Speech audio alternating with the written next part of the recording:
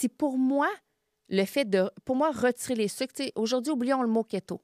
Oublions le mot kétosène. Si je te dis, Karine, de retirer les sucres, est-ce que ça fait du sens? Oui. Bien, ça faisait du sens pour mes enfants. Oui.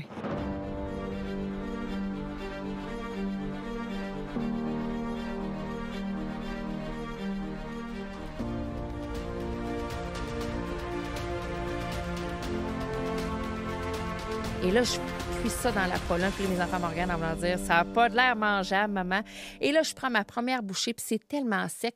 Puis là, je pars, là, puis ça revole comme des biscuits soda. Puis là, je suis comme « Mon Dieu, Jeff, je ne sais pas comment on va faire. »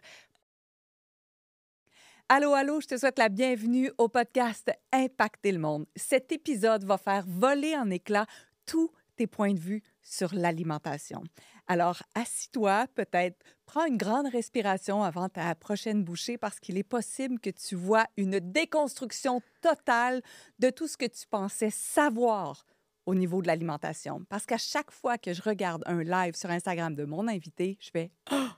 Je ne savais pas ça. » Et ça va être l'objet dans notre assiette, l'alimentation et le sucre. Émilie Maurice, auteure du livre Cuisine kétosène en famille. Allô, es-tu prête à impacter le monde? Oh que oui, puis merci tellement pour cette invitation. En fait, je me suis invitée aussi. Hein? Oh, écoute, je suis tellement heureuse de jouer avec toi parce que c'est vrai que chaque direct que tu fais sur les réseaux sociaux, ça a un impact dans mon univers. Oh, c'est gentil, ça. En fait, c'est l'objectif. Honnêtement, je veux éveiller des consciences. Je veux que les gens soient, je vais dire, choqués, ébranlés, fracassés, émerveillés. Bref, tous ces mots-là à la fois, mais je veux que les gens se souviennent du message que je porte.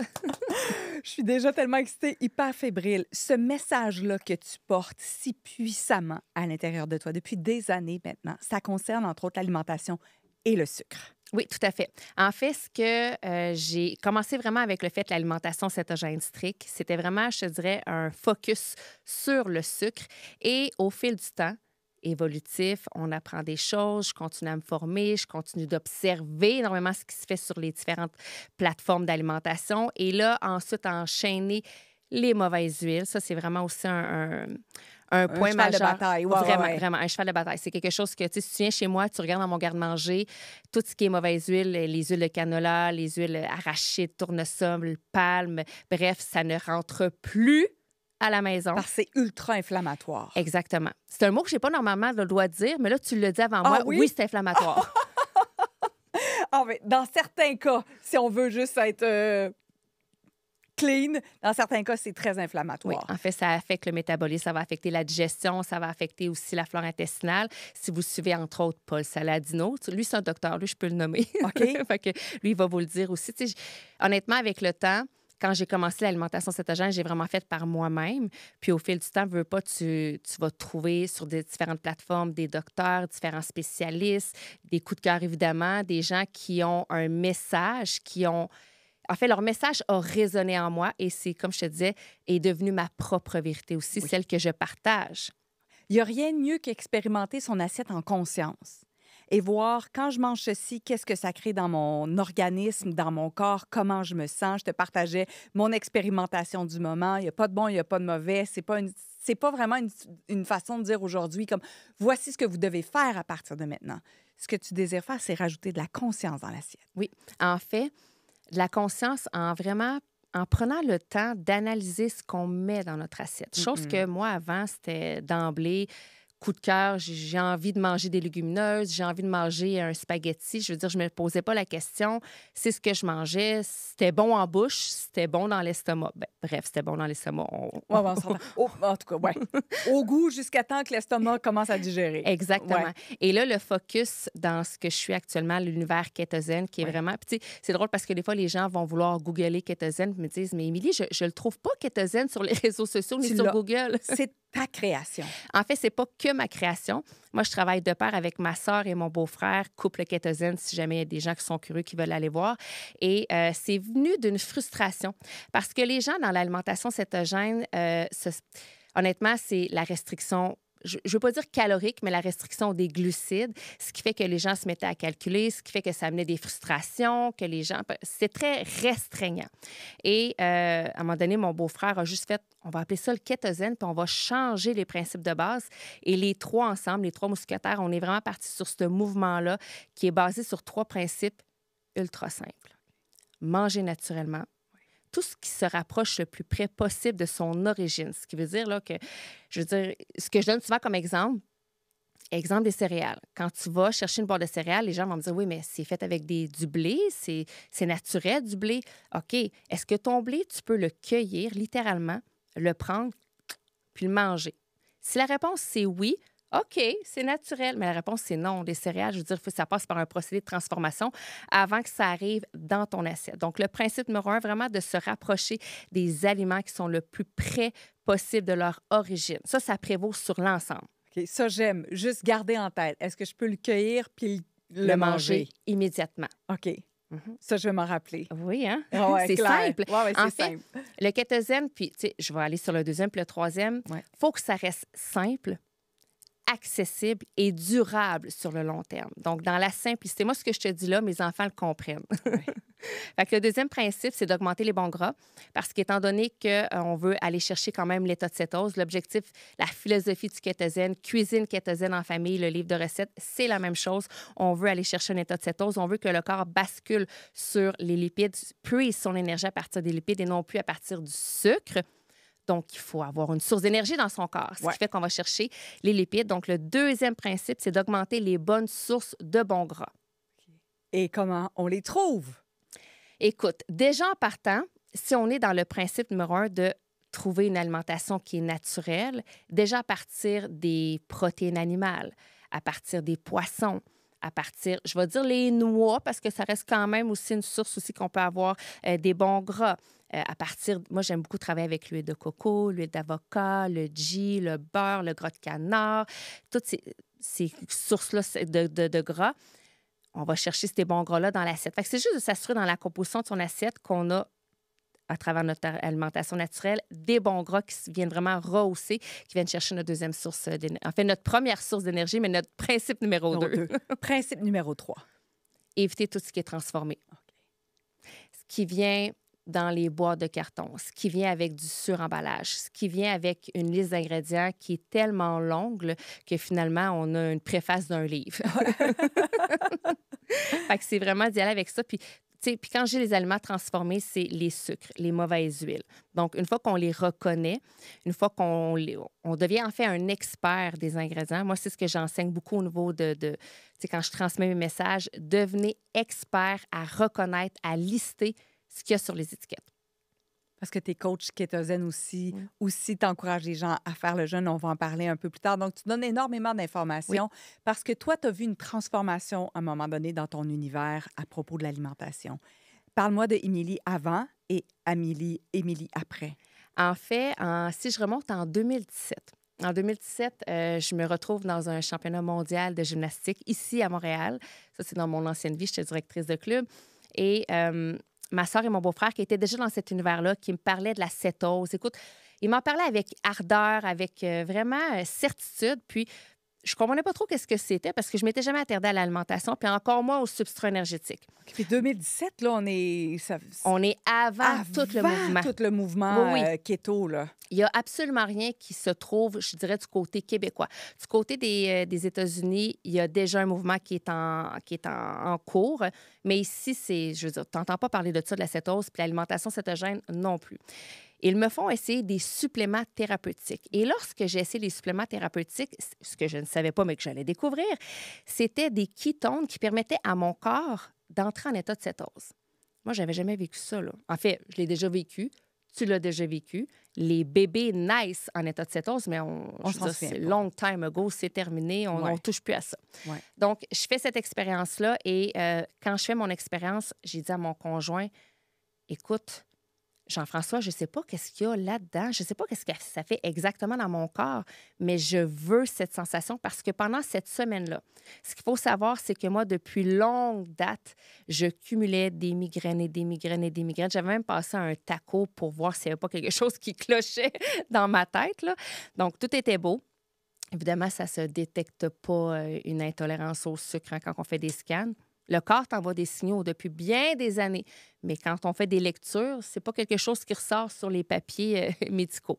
Donc, tout ça pour dire que je faisais des migraines à répétition. J'étais quelqu'un aussi que moi, au fur et à mesure que la journée augmentait, Je ballonnais Ouais. avec des douleurs, évidemment. Mais c'est sûr, je me levais le matin, je mangeais 2 bols de céréales mini-wheats avec du lait au chocolat dedans. Oh, OK. Oui, oui. Ben, aux amandes! Ah oui! Aux amandes, Karine! C'était OK, aux OK. amandes! Mais c'était quand même du lait au chocolat. Fait que c'était quand même une grosse dose de sucre. Et ça pour dire que mes choix alimentaires s'enchaînaient avec des mauvais choix, des choix qui étaient axés vers les glucides. Donc, pendant ces 10 jours-là, silence radio.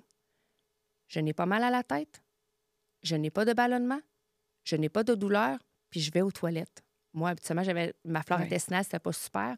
Donc, c'est ce que j'ai dit à mon conjoint. J'ai dit, là, je veux ça. Et là, on a fait nos recherches. Et étonnamment, mon chum qui fait ses recherches, là, du côté vraiment du côté anglophone, du côté des Américains, regarde tout ce qu'il y a au niveau des irritants, des symptômes, ce que les maladies sur le moyen, long terme peuvent engendrer avec le sucre.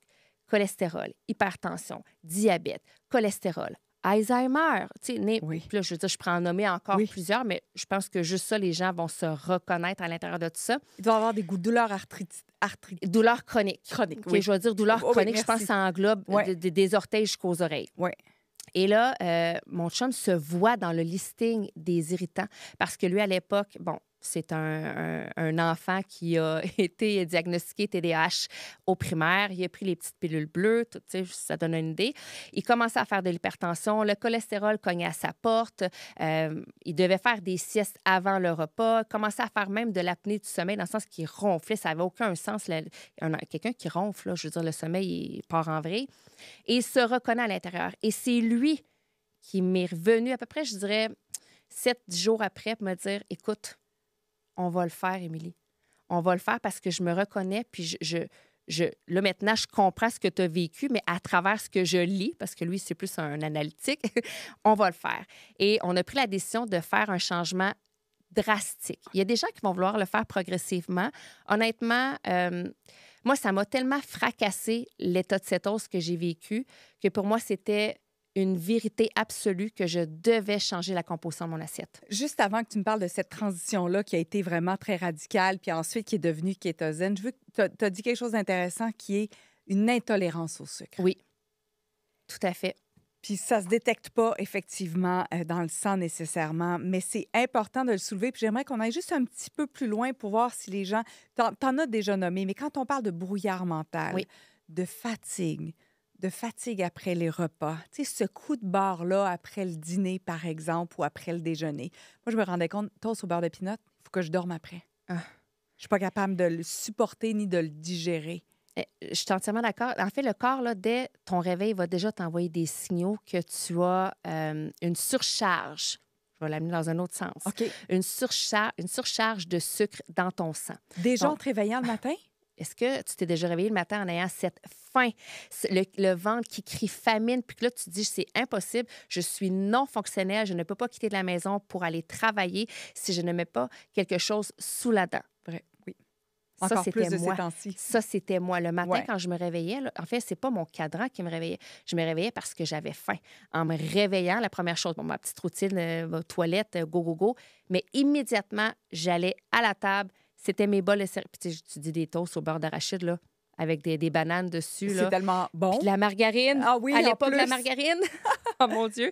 Donc, ça, c'était déjà c'est déjà des premiers signaux. Quand tu te réveilles et tu as faim, c'est que tu es en surcharge de Bien, sucre. en fait, surcharge, c'est en hypo. En hypo. Mais c'est parce que je l'amène dans, OK, oui, je l'amène dans le sens contraire pour que les gens comprennent que dans ta journée, ce qui fait que le lendemain matin, tu es en hypo puis que là, tu as besoin, ton OK, corps OK. est il y a un manque là, de sucre à l'intérieur de ton corps. en manque Ton le corps a matin. besoin de glucose pour être fonctionnel. En fait, il n'y a pas nécessairement besoin de glucose. Il pourrait avoir des bons gras, mais Oui. là, à ce moment-là, il n'est pas rendu là. Oui, on parle d'une alimentation régulière basée sur ce qu'on connaît, Bien, sur le guide alimentaire. canadien. Oui, Ouais, ce c'est qu'on ça. a l'habitude. Tu sais, quand Oui, on oui, va oui. à l'épicerie, je veux dire, on fait le tour des rangées, puis mis à part les fruits, les légumes et tout ce qui est La viande, la boucherie, j'allais dire la boulangerie. C'est pas ça. Complètement, c'est pas ça. Non. La boucherie, bien là, à ce moment-là, c'est majoritairement tu transformes. Et donc, déjà, les signaux sont là au réveil. Et là, tu le dis, on va prendre un premier repas et là, on tombe dans notre période de digestion. Et là, il y a en même temps un avalanche de chute énergétique, en fait, qui se crée. Ce qui fait que là, tu le dis, manque d'énergie. Là, tu as besoin tu recherches encore là, l'apport du sucre. Là. Ça va être un café, un muffin, une barre tendre. Tu n'as pas envie de manger des carottes, là. Non. Tu n'as pas envie de manger du concombre, là. Non. Donc là, au travers de tout ça, le brouillard mental. Moi, brouillard mental, honnêtement, dans ma période de transition, un grand brouillard mental quand quand je retirais les sucres au niveau de mon alimentation. Avec tout ça, s'ensuit, tu sais, puis sans entrer dans les diagnostics, parce que je peux pas parler de diagnostic, Non. mais le corps est là, tu sais. Je disais des maux de tête, des ballonnements, des gonflements, des problèmes intestinaux, des problèmes de digestion. Puis tu sais, ce que je te dis là, c'est tout ce que moi, j'ai vécu, là. Puis honnêtement, tant que j'ai pas eu changé mon alimentation, c'était ma normalité. Pour moi, c'était normal d'être ballonné. Pour moi, c'était normal d'avoir des épisodes de maux de tête. Pour moi, c'était normal d'avoir des coups de fatigue. Parce que de toute manière, quand j'écoutais autour de moi, majoritairement les femmes, c'est ce que j'entendais. C'est ce que j'entendais. Fait que c'était rendu une normalité jusqu'à temps que là, je change mon mode de vie et je fasse « Oh, t'es un petit peu, là! » Non seulement je me sens bien, Oui, mais je me sens super humaine. Donc, c'est pas normal quand le soir, tu arrives puis tes pantalons, ils te sont trop serrés. Pas du tout. C'est pas le gonflement normal d'une journée. Pas du tout. C'est pas supposé, le corps n'est pas supposé de gonfler au fur et à mesure que la journée avance. Pas du tout, comme c'est pas supposé que, même si tu es une maman, que tu as... Moi, j'ai 3 enfants. Aujourd'hui, ils ont 10, 14 et 15. Mais même quand ils étaient plus jeunes, pourquoi après les bains, on entend souvent, puis je vais dire les mamans, là, mais ne m'en voulez pas, les hommes aussi, là, peu importe, que le parent tombe au combat devant la télévision avec ses enfants parce que tu as des enfants. C'est pas supposé. L'énergie, cette énergie-là qu'on a avec le sucre, elle est tellement en dents de scie, elle est instable, de courte durée. C'est ce qui fait qu'on veut toujours aller chercher, agripper quelque chose au niveau de qui a des glucides à l'intérieur ou même du mauvais sucre, du sirop de maïs, pour ne pas dire. C'est ce qui fait qu'on en veut toujours pour garder cette petite énergie qu'on pense retrouver au premier. Parce que le premier kick de la journée, le premier beau énergie qu'on a le matin lorsqu'on va manger un repas qui est vraiment rehaussé en glucides, va nous amener une grande énergie, un grand high. Mais la chute après, elle est vraiment drastique. Puis quand on veut retrouver ce high-là, ça va toujours... Tu sais, ça fait un peu comme... Là, je sais qu'on est en podcast, les gens ne voient pas. Ou sur YouTube, si jamais vous avez besoin de l'image. Imaginez-vous, là, on a un grand pic, on a un down. On a un pic un petit peu plus bas, une chute plus basse. Puis là, ça fait toujours ça. Tu sais, ça descend toujours. Tu ne retrouveras jamais le même kick d'énergie du matin versus en soirée. D'où pourquoi les gens, en soirée, se couchent tôt ou tombent au combat en allant endormir les enfants. Puis je me suis endormie à 8 heures avec les enfants dans le lit. Alors qu'aujourd'hui, j'ai de l'énergie le matin quand je me lève et jusqu'au soir, jusqu'à temps que je mette ma tête sur l'oreiller. En termes d'énergie, c'est non comparable. Donc, tu as choisi à un moment donné d'expérimenter un changement drastique. Ton amoureux est d'accord, comme let's go, on l'expérimente. Et là, tu t'en vas dans le radical. Oui. Est-ce que c'était une expérience facile? C'est drôle, les gens me posent cette question-là. En fait, dans ma perspective de départ, quand on a décidé de le faire, puis ça va avec mon type de personnalité. Là. J'ai les cheveux rouges, j'ai de l'énergie. Je suis quand même, je dirais, assez impulsive, mais une bonne impulsion au niveau de... Quand on a décidé de le faire, ma première réflexion a été de dire à mon chum, on va le faire. On va vraiment faire ça de manière drastique parce qu'on veut voir la pleine puissance de la cétose. Par contre, si j'ai une 3e fesse qui me pousse, parce que là, on parle de gras. Oui. Puis là, on dit... Moi, j'ai toujours repoussé le gras. Là. Je veux dire, j'en ai pas mangé. J'achetais des trucs sans gras. Je mangeais pas de gras. Ouais. Et là, je me dis, si j'ai une 3e fesse qui me pousse, c'est sûr qu'on arrête. Et les journées s'enchaînent. Première semaine, 2e semaine, mais là, tu te sens bien, là.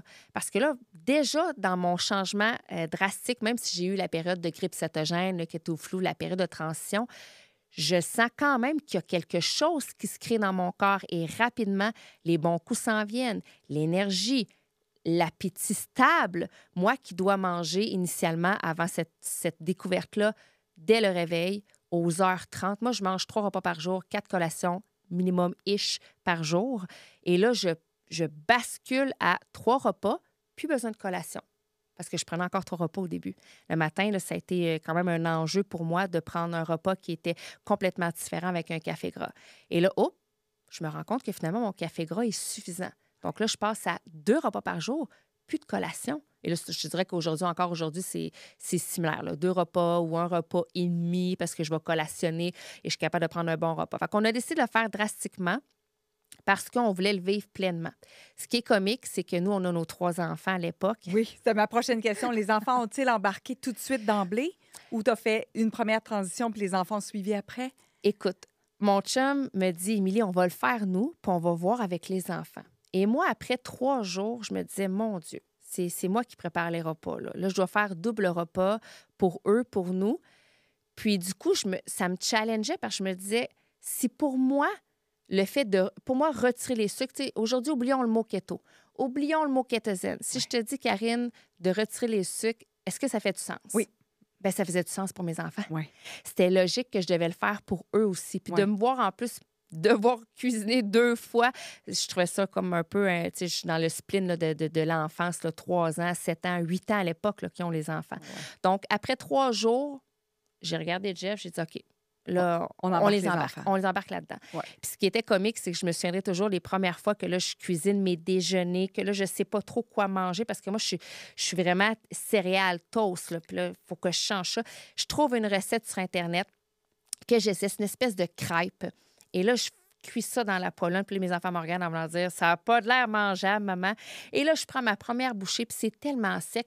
Puis là, je pars, là, puis ça revole comme des biscuits soda. Puis là, je suis comme « Mon Dieu, Jeff, je ne sais pas comment on va faire pour que les enfants puissent manger comme nous. » Parce qu'effectivement, même moi, je suis un adulte, je le fais en prise de conscience en me disant « Même si ce n'est pas mon pain traditionnel, celui-là, au moins, ne m'amènera pas de maux de tête, de ballonnement, de douleur au ventre. » Fait que pour toutes ces raisons, le plaisir en bouche, je suis prêt à faire des sacrifices en bouche pour le bien-être de mon corps. Mais là, je me dis, mon Dieu, mes enfants, eux autres, ils sont pas rendus là. Ils n'ont pas l'intelligence émotionnelle, la maturité émotionnelle pour se dire, maman, on embarque avec toi. Donc là, c'est là que je me suis mis vraiment à cuisiner énormément de recettes pour les mettre au goût de notre famille à nous. C'est vraiment là qu'il y a eu mes recherches. Ah ouais, puis là, je rappelle le titre du livre qui est maintenant disponible partout. Vous pouvez le commander sur Internet, vous pouvez le retrouver dans toute bonne librairie ou grande surface. Cuisine kétosène en famille. Tu en as déjà diffusé des recettes, entre autres sur ton site Internet. Puis à chaque fois, tu pourrais regarder le nombre de fois où je fais comme « Miam, wow! » Ça a l'air donc bien bon. Puis encore là, il y a bien des gens qui disent « Quoi, il n'y a pas de sucre là-dedans? » Fait qu'il y a une possibilité d'avoir une super alimentation kétosène ou pas, comme tu le dis. Oui. C'est correct d'embrasser le keto, le kétosène. Cette philosophie, ce mode de vie. Mais c'est correct aussi juste de dire comment pouvons-nous réduire la quantité de sucre qu'on ingère dans une journée. Tout à fait. Honnêtement, tu sais, moi, je parle beaucoup de cétose, puis j'ai à cœur que les gens retouchent, goûtent à ce substrat énergétique-là qui est réellement... C'est toujours le mot puissant qui me vient en tête. Là. C'est vraiment... Il faut le vivre pour le comprendre. Tu sais, les gens, souvent, ils vont me dire, oui, mais essaie-le. Essaie-le pendant 3 mois, 6 mois. Vis-le, puis tu vas voir, tu vas l'adopter. Mais pour le commun des mortels, juste le fait, avec le livre de recettes ou en passant par les recettes, simplement le fait de réduire la consommation de sucre, c'est sûr qu'il y a des bons coups qui vont s'ajouter. Les gens, souvent, ce qu'ils vont me dire, c'est qu'ils ont beaucoup plus d'énergie. Ils dorment mieux. Puis évidemment, la transformation corporelle, j'ai pas chaud de le dire. Puis c'est drôle, hein, je t'en parle là, puis c'est rare, je parle de transformation. Je pense qu'on en a même pas parlé la première fois. Non. Exactement. Mais ça s'ensuit également.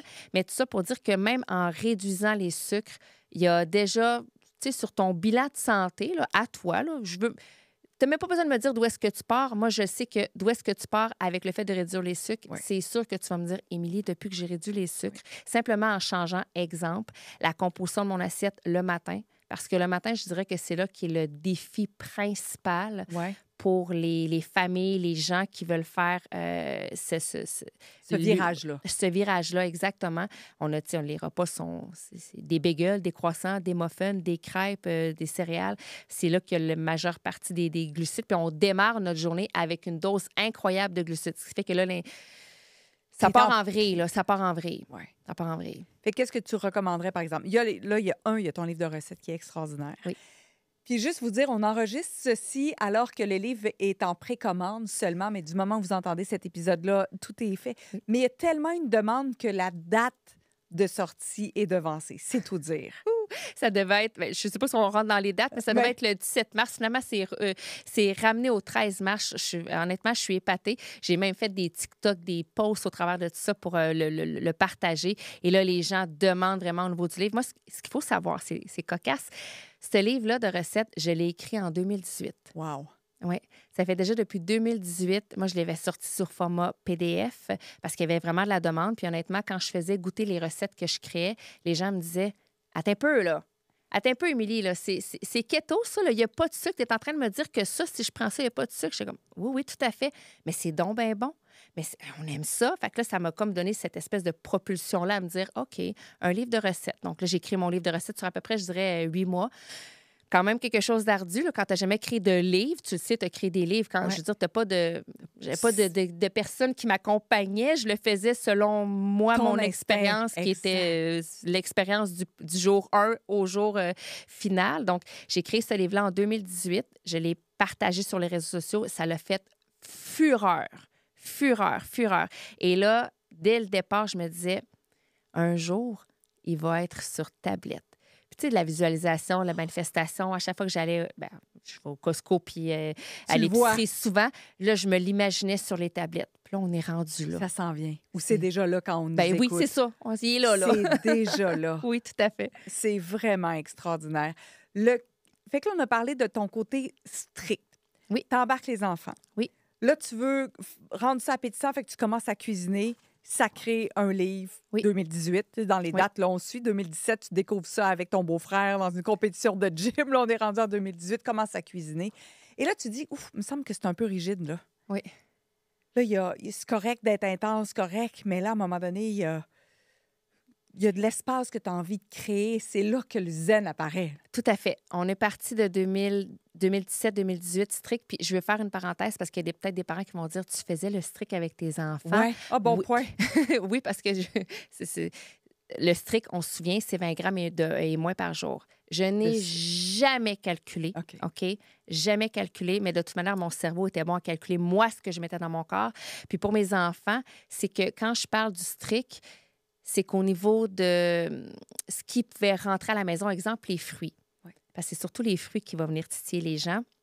J'achetais encore des fruits, mais j'achetais des framboises, des fraises, des mûres et des bleuets. Je restais vraiment avec les petits fruits pour avoir des indices glycémiques très bas.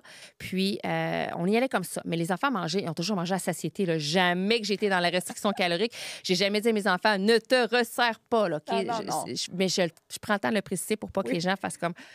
Oh mon Dieu, ça peut être le fun d'habiter là. Non, pas du tout, pas du tout. C'est simplement que j'étais le gestionnaire, la capitaine du garde-manger. C'est complètement différent. Tu sais, souvent, les parents vont me dire, oui, mais là, mes enfants ne voudront pas, mais tu restes le capitaine du garde-manger. Moi, quand ils ont 3, 7 puis 8 ans, là, puis même encore aujourd'hui, ils ont 10, 14, 15, c'est moi qui vais à l'épicerie, c'est moi qui décide si j'achète ou pas les pâtes d'ours. Oui. Fait que c'est un choix. Donc, on part de 2018, on est dans le modèle strict, dans le sens plus dans ce qui est permis ou du moins ce qui est véhiculé dans la littérature au niveau de l'alimentation cétogène stricte. Et le kétosène arrive avec plus de légèreté, plus d'accessibilité. On change le focus. Au lieu de vouloir vraiment travailler avec les glucides nets, on veut travailler avec une alimentation naturelle. Ça parle. Et du coup, c'est dans le même air d'élan que nous, on s'envole pour le Mexique. Et lorsqu'on est allé au Mexique, 5 mois, juste pour les gens, les mettre en contexte, c'est pendant la pandémie. Oui. Tu décides de décoller avec ta famille. Vous êtes partis tous les 5 pendant 5 mois. Ça devait être un mois, vous êtes restés plus longtemps. Oui, tout à fait. Ça a été un voyage de toute une vie. Ça l'a changé notre perspective, tant au niveau de l'assiette, ça l'a vraiment fait évoluer notre philosophie par rapport à l'assiette, mais aussi par rapport au mode de vie, par rapport au fait de vivre. Ralentir. C'est ça. Exactement, vivre. Ouais. Donc, quand on est arrivé là, évidemment, il y a du transformé au Mexique. Là. Je veux dire, quand tu fais les allées du milieu, c'est des rangées d'huile de canola, des ramen, des chips, des biscuits. Je veux dire, ils ont le transformé comme nous aussi. Par contre, au niveau des fruits et des légumes et de tout ce qui est les viandes, ils ont un choix exceptionnel. C'est local, c'est savoureux. Et pendant cette période-là, lorsqu'on allait faire l'épicerie, au niveau des légumes, moi, ce que je connaissais, là, parce que là, on parle là, je suis au Québec, puis là, on mange beaucoup de légumes verts, beaucoup, tu sais, mon frigidaire est rempli de légumes. Quand on arrive au Mexique, là, c'est l'effet inverse, c'est importé. C'est pas local. Des brocolis, ça pousse. C'est pas un légume qui est local. On va avoir d'autres types de légumes, mais c'était plus des légumes fruits. Donc, notre alimentation a fait un virage beaucoup plus axé vers les fruits. Donc, on continue à manger les légumes, mais on a réintégré les fruits. Surtout, en plus, le soleil Le corps en a besoin. Le corps en a besoin. Oui. C'est complètement différent. Je pense vraiment que selon les saisons, où est-ce que tu habites sur le globe, il y a une différence au niveau de tes apports en... Les vitamines et les nutriments, ça reste là, Oui. mais de ce que ton corps a besoin dans l'immédiat selon ce que tu dépenses comme énergie. Puis on le voit, l'hiver, l'été, on ne mange pas la même Pas du tout. chose. L'été, c'est plus des petites salades. On dirait qu'on a plus plus léger. plus léger. Ouais. C'est différent. Donc, on est là et les fruits font une réapparition dans notre Et alimentation. là, on est loin des fraises, des framboises, des bleuets et des mûres. Là, on est dans les mangues, la papaye, la mangue, la papaye, Ouais, les l'ananas. ananas. Ouais, Écoute, là, j'ai la bouche qui salive, là. Oui. Ouais. Donc, lorsqu'on est revenu, évidemment, là, ça fait 5 mois qu'on mange des fruits. Puis du coup, aussi, je continue à suivre ce qui se fait au niveau de la nutrition. Moi, j'aime beaucoup Paul Saladino, James DiColantonio. Je ne sais pas si je le dis bien, mais en tout cas, James, sur les réseaux sociaux. Je suis plein de gens sur les réseaux sociaux. J'aime voir ce qui se fait. C'est évolutif. Ouais. Moi, je pense vraiment que tout est Je évolutif. suis convaincue aussi. Donc, au retour, on a décidé de conserver les fruits. Puis, tu vois, les légumes verts ont pris un petit peu moins de place dans notre assiette. Ah ouais? Puis, du coup, en suivant ces médecins-là qui commencent à parler, là, c'est quelque chose que je ne savais pas parler, mais on commence à parler des oxalates, des antinutriments qu'on retrouve dans les légumes verts, ça résonne en moi. Et là, je me mets à m'auto-analyser davantage. Exact. Et là, je réalise que quand je mange certains légumes verts, je Comme ballonne. mettons, juste un exemple. Ça ne veut pas dire que ça va vous arriver, vous, à la maison. Mais toi, qu'est-ce que tu as? Exemple, le brocoli. Le brocoli. Ou le chou kale. Ou les épinards. Tu sais, c'est entre autres ceux-là qu'il y a des... Il y a plusieurs choses qui contiennent des antinutriments, des oxalates, mais bref, j'y vais pour la cause avec ceux-là. Et là, je réalise que si je ballonne pas, j'ai des inconforts, puis le lendemain, je vais un petit peu aux toilettes. Fait que là, je fais... T'es un peu, là. Tu sais, là, ce que j'entends, ça fait du sens en moi. Puis là, je réalise que... Puis je suis pas tant inconfortable non plus, parce que, veux pas, j'ai tellement un mode de vie au niveau de l'alimentation qui est quand même... C'est quand même des aliments naturels. C'est de l'origine. Là, exactement. Tu sais, je veux dire, tu vas me dire entre un brocoli puis un pogo, le brocoli, là, je veux dire, 100 000 à l'heure. Là, tu sais, je me retrouve sur une île déserte et là, j'ai le choix. Je vais quand même prendre le brocoli avec les oxalates versus le pogo qui est transformé. Absolument. Et on s'entend là-dessus. Ouais. Donc, je fais comme des liens au travers de tout ça, puis de fil en aiguille, avec ce que j'entends qui devient encore là une nouvelle vérité. Tu sais, moi, dans ma tête à moi, je suis ouverte, OK? Dans le sens que quand j'ai commencé au départ, j'ai saisi de l'information qui est devenue ma vérité, qui a été notre cheminement, qui fait qu'avec le temps, je continue à écouter, je continue à observer, à m'analyser, parce que je veux pas aussi, j'avance en âge, mon corps change au travers de tout ça. Donc, périménopause aussi, ça amène d'autres changements en ménopause. Puis on n'en a pas parlé. Hein? Ben non, je pense que ça va prendre 8 épisodes ensemble. Ça, on n'en a pas parlé, mais moi, 32 ans, ma mère qui me disait, pour moi, tu es en préménopause, Émilie, j'avais des sueurs nocturnes, de l'acné, une baisse drastique de libido, irritable, des cravings incroyables, jusqu'à temps que je découvre la cétose et que je n'ai plus rien. Encore là, silence radio. Intolérance aux glucides, ça a des impacts partout. Moi, tu sais, je le dis, des fois, les gens me disent, mais quand tu vas à l'extérieur, comment tu fais? Tu sais, si les gens t'invitent à souper, écoute, quelqu'un qui est allergique au homard, tu lui serviras pas un homard. Moi, je suis allergique au sucre. Et c'est dit, je veux dire, pour moi, c'est non négociable. Tu m'offres un plat de pâtes, je le mangerai pas parce que je vais mal filer. Je veux dire, pour tout ce qu'il va avoir comme... C'est pas juste...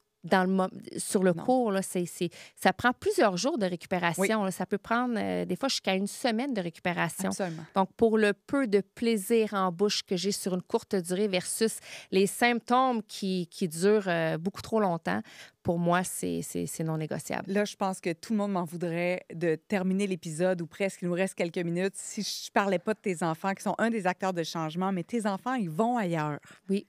Ils vont faire des dodos ailleurs. Il y a des repas ailleurs où la maison n'est pas kétosène, où l'alimentation est beaucoup plus traditionnelle, Oui. si tu me permets l'expression. Qu'est-ce qui se passe quand tes enfants vont? Il y a un let it go. De un, il y a un let Toi, it tu go. lâches prise. Ben oui, Ben oui. tu sais, j'en vais pas mes enfants coucher ailleurs avec une boîte à lunch ou en téléphonant le parent pour leur dire vous savez qu'on est kétosène. Pas du tout, pas Non. du tout. Donc, les enfants le font. Puis encore là, mon chum, il est bon pour me ramener, hein, parce que dans les débuts, c'était quelque chose qui me. J'avais est quasiment des anxiogène. triggers, là. Ouais. Tu sais, j'étais là, comment qu'on va faire? Là, ça vient ça vient débousseler tout ce qui se passe. Puis comme il m'expliquait, puis il me dit, je le redis parce que c'est bon, puis quand je le dis, les gens font comme, ça fait du sens. 90 du temps, 95 du temps, mes enfants sont à la maison. C'est moi qui fais les boîtes à lunch pour l'école. Ils mangent bien, ils mangent kétosène à la maison. Fait que pour le 5 à l'extérieur, ou le 10 ou le 20, si une semaine sont je veux dire, le reste du temps, ils le font bien. Donc, c'est dans cet esprit-là que je me suis mise au début. Puis c'est dans l'esprit que j'amène les parents aussi, puis les gens que j'accompagne, parce qu'il y a beaucoup de couples séparés aussi qui viennent me voir. Mais Émilie, qu'est-ce que je fais? J'ai 50 du temps mes enfants à la maison. L'autre 50 je n'ai aucun pouvoir. Mais c'est 50 de gagner. Il faut toujours le voir du côté positif. Donc, quand ils vont à l'extérieur, évidemment, il y a un let it go. Mais honnêtement, quand ils reviennent, Oui. je le vois Ah, dans leur tempérament. dans leur énergie, OK. dans leur physique. Et je le vois et ils me le disent qu'ils le sentent aussi. Ma fille, exemple, là, on se parle là, dans un podcast à l'instant, puis hier soir, elle avait une soirée entre amis. Ce matin, quand je suis allée la chercher avant que j'aille la reconduire à son travail, elle me dit « Maman, je le sens, je suis fatiguée. » Puis là, elle m'a demandé de prendre un supplément thérapeutique pour ramener rapidement l'état de cétose, mais ils le sentent, ils le voient. Il y a vraiment une baisse d'énergie. Fait que je te dirais que même eux, avec le temps, font des choix plus consciencieux. Puis tout ce qu'ils ont appris là aujourd'hui, puis tu sais, j'ai pas de boule de cristal, je sais pas qu'est-ce qui va se passer dans le futur, mais assurément, dans l'univers dans lequel ils baignent, c'est sûr que ça leur donne des outils, puis ils le vivent, ils l'expérimentent, ce qui fait que tôt ou tard, en sortant de la maison, s'ils veulent vivre leur vie d'adulte et aller dans les restaurants puis manger comme le commun des mortels, ils vont quand même avoir vécu le avant. Puis honnêtement, j'ai un feeling qui vont revenir si jamais ils ont cet écart-là parce qu'ils l'ont goûté, cette pleine puissance-là à l'intérieur d'eux. Mais tu parlais d'eux comme étant des agents de changement. Ah, tout à fait. Est-ce qu'ils font déjà de l'éducation ou est-ce que ça... Oh, oui. C'est arrivé? Ils ont passé des commentaires sur la boîte à lunch d'un copain ou d'une copine? C'est très drôle. Quand ils étaient plus jeunes, quand on allait à l'épicerie, entre autres au Costco, les enfants me le disaient, maman, les paniers, ils voyaient, ils remarquaient. Quand on allait à l'extérieur, des fois dans des soupers, ils pouvaient prendre une sauce XYZ qu'on met dans une salade, puis le dire, il y a du sucre à l'intérieur. Fait que déjà, ils étaient conscients. Où est-ce que là, je le vois davantage en vieillissant, c'est par le biais de l'école, où est-ce que des fois, ils ont accès à des nutritionnistes qui viennent durant les exemples dans le sport, faire des cours. Et là, on parle du guide alimentaire canadien. Oui, tout à fait. Et là, mes enfants, de lever la main et de parler selon eux, leur vérité à eux, évidemment. Donc, tu sais, chaque vérité est vérité. Oui, oui. Mais ça pour dire que de challenger des nutritionnistes, de challenger des enseignants, de challenger des profs, oui, on est là. Là, je dirais que mes filles, à ce moment-là, sont un petit peu plus calmes parce qu'elles sont au secondaire, les yeux un peu plus rivés sur eux. Mais du moins, je sais, entre autres, que Zach, à l'école, les gens au niveau du service de garde viennent... Moi, mes enfants, là, je veux dire, depuis qu'ils sont au primaire, les enseignants, les gens du service de garde, les techniciens viennent voir ce qu'il y a dans les boîtes à lunch. Mais en fait, les gens, ça apporte la curiosité. Oui. Puis je trouve ça génial. Oui, génial. C'est ça l'objectif du podcast, toi et moi, aujourd'hui. C'est pas de dire aux gens, voici tel type d'alimentation, voici ce que vous devez faire. C'est comment pouvons-nous être encore plus curieux et alertes aux signaux? Oui. Oui, parce que le corps envoie des signaux. Il en envoie. Puis là, déjà, en étant conscient que ton corps te parle. Est-ce que, moi, j'aime bien faire cet exercice-là, OK? Là, vous êtes à la maison, vous écoutez. Imagine-toi, là, tu fermes tes yeux, tu pars de tes orteils. Et là, tu fais un scan. Les genoux, les cuisses, le ventre, monte au niveau de la digestion, les épaules, les articulations, le cou jusqu'au niveau de la tête. Est-ce que tu ressens des douleurs durant ta journée? Est-ce qu'il y a des signaux, là? Fait que c'est en faisant ce scan-là que ça t'indique que... Puis moi, je pense fermement que ça passe majoritairement par l'assiette. Oui, il y a les émotions, ça, j'en conviens. Je suis vraiment branchée là-dessus aussi. Mais l'assiette joue une grande, grande part. Donc, en faisant ce scan-là, Est-ce que tu as des indicateurs qui font que... parce que c'est pas normal d'avoir des douleurs chroniques.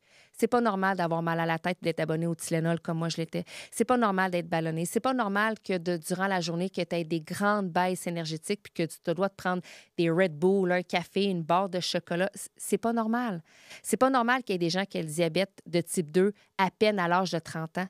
C'est pas normal que le cognitif, qu'on ait des troubles au niveau de la cognition, que le cancer soit là comme répandu comme si c'était la peste noire. C'est pas normal. Le peuple et les gens sont malades, puis la réalité, c'est que le système de santé, on fait juste donner des pansements par-dessus pansements sans aller travailler à l'origine, à la source. Ce qui est dans votre assiette. Ce qui est dans votre assiette, exactement. Tu sais, je dis pas que ça va faire 100 du travail, mais si ça n'en fait 20, 40, puis je te dis ça, puis j'ai un frisson, 70 pourquoi pas l'essayer? De toute manière, c'est une nécessité manger. Tu n'as pas le choix. Comment on peut améliorer notre vie Oui. en choisissant ce qui va dans notre assiette et en étant tellement à l'écoute de voir qu'est-ce qui se passe dans mon corps quand je mange ceci. Oui.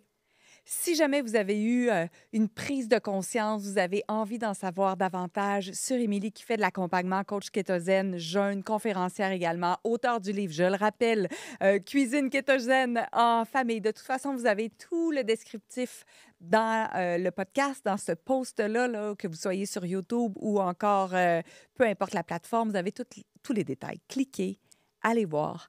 Engagez la conversation. Venez nous voir sur Instagram. Voici ce que j'ai changé. Voici ce que j'ai expérimenté. On a envie d'avoir votre feedback sur votre assiette. Tout à fait, parce que vous êtes des agents de changement aussi. La personne qui le teste, qui le fait sur elle, voit des changements assez rapidement et se met à en parler autour d'elle. Et c'est ce qui fait qu'il y a un impact sur le monde. Moi, j'adore. Hein? Impacter le monde, c'est ça qu'on me veut. rejoint. Tellement. Complètement. Merci, Émilie. Encore plus de toi dans mon assiette. Je ne sais pas si ça se dit, peut-être pas. Mais plus encore, de vitalité dans ton notre assiette. Encore plus de ton savoir. Puis merci de le partager. Merci de donner cette information-là, cette éducation-là avec autant de légèreté. Oui. Et en permettant à tout le monde de choisir aussi qu'est-ce qui est bon pour lui. Oui. Ah, merci. C'est un grand bonheur, un grand honneur d'avoir été ici, honnêtement. Merci infiniment. Merci. Depuis le temps que je te suis. Ben oui, on se suit mutuellement. Ta dame, ça y est, depuis le Mexique, je te suivais. Merci. Oh my! C'est magnifique. On a fait un épisode délicieux qui me donne envie de connecter encore plus à mon assiette. J'adore. Merci. Merci.